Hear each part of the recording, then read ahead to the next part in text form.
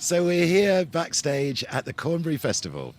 This is our Under the Apple Tree hippie tent, and I'm joined in it by a really good old friend of mine. Southside Johnny is here. The AG hippie, you're right. That's how me. good to see you, John. Good to see it's you just too. absolutely great to It's see great you. to be here, even though I did call it cornwall and cornhole and everything else in this under the sun.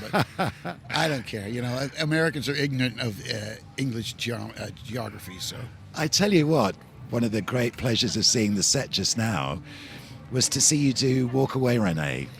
You know, we got Isn't a lot that of a great requests song? for that. Yeah, Yeah. it's a terrific song, and that came about. I heard the Left Bank's version while I was driving up to a gig about 25, 30 years ago, and I just started singing it on stage, and Bobby Bandiera, my guitar player, started playing along with it, and we did half of the song, and the audience really liked it, so I said the next night, let's try it a little bit more, and it just eventually became one of the standards in our repertoire.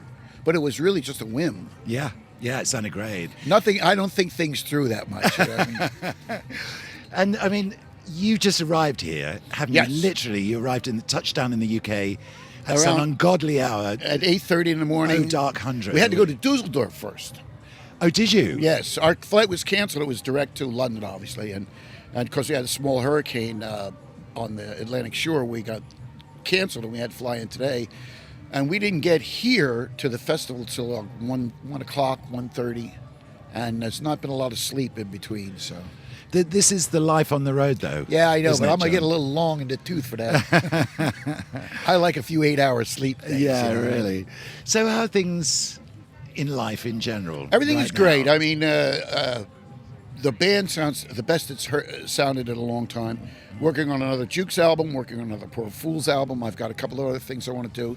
And I'm hoping in the next 3 or 4 years to get 2, maybe 3 albums done and just playing Yeah. all the time. And I've got a bunch of charity things coming up, which I like to do. And just a lot of work. Yeah. A lot of music, which is So, great. when you say there's a new Jukes album, how far into that are you right We've now? got about 7 songs finished. I've got a couple of covers that I want to do.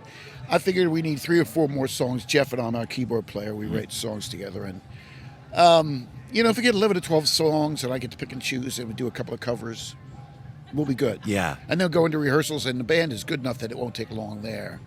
But what happens when you go into rehearsals with a band like this, they pull things certain ways, and I don't have this great vision of what I want things to be. I want there to be an organic element of all the musicians are contributing. So we'll see what happens. I know what I want it to sound like, but I don't know what it's going to sound like. Yeah, but I mean, the great thing about the Jukes music, it's always been the case, John, isn't it?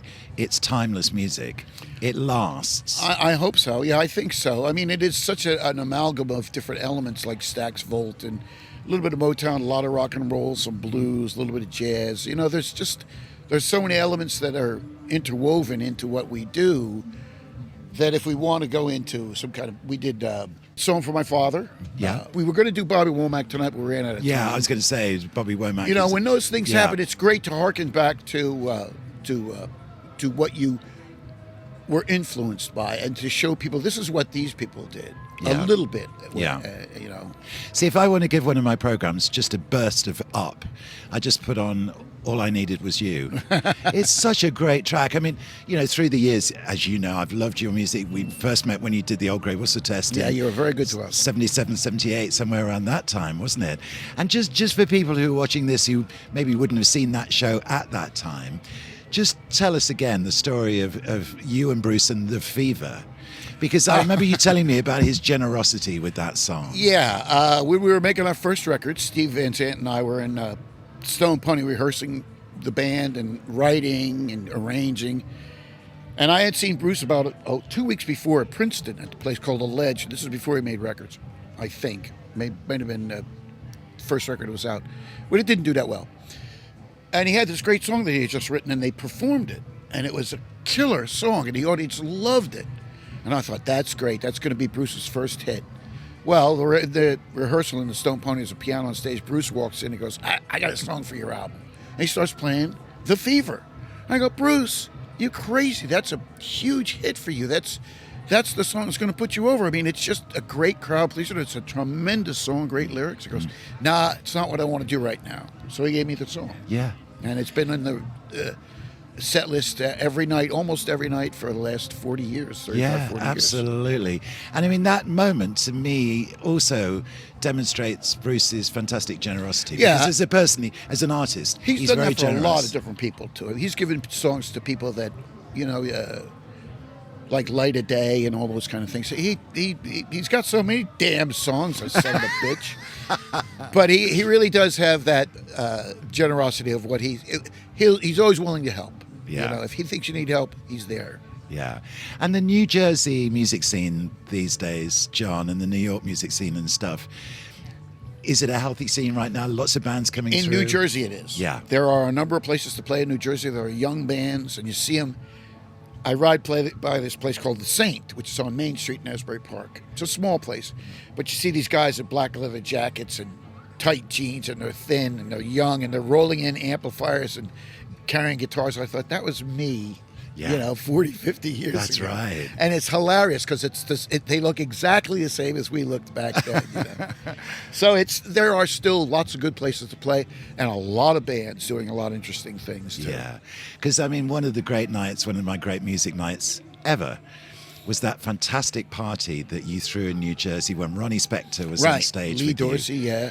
And what a night that was. I seem to remember that you and the Jukes went on stage literally at about 2:30 a.m. I don't remember. Yeah. it At that was. point, I wouldn't remember anything. And Ronnie Spector came out and joined you for a couple of songs. Yeah, we had a coast-to-coast hookup, so we had to wait for California to come online. But that was great. I mean, it was a great send-off for us, and it really stood us in good stead. We were lucky early on that there was a real buzz about the band, and, you know, we've continued that.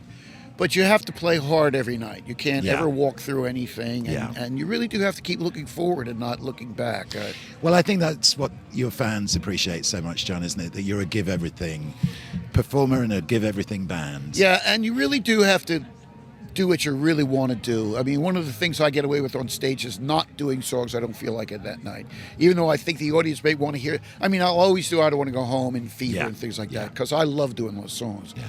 But they know that of a certain night, I may want to go blues or, you know, who knows what.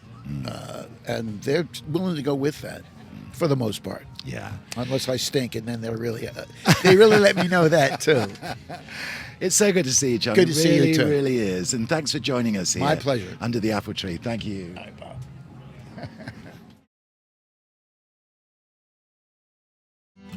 Got no rhythm, got no rhyme, and night and day don't mean a thing to me.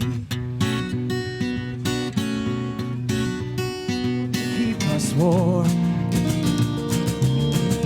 And I was young when they sent for me, and I was gone.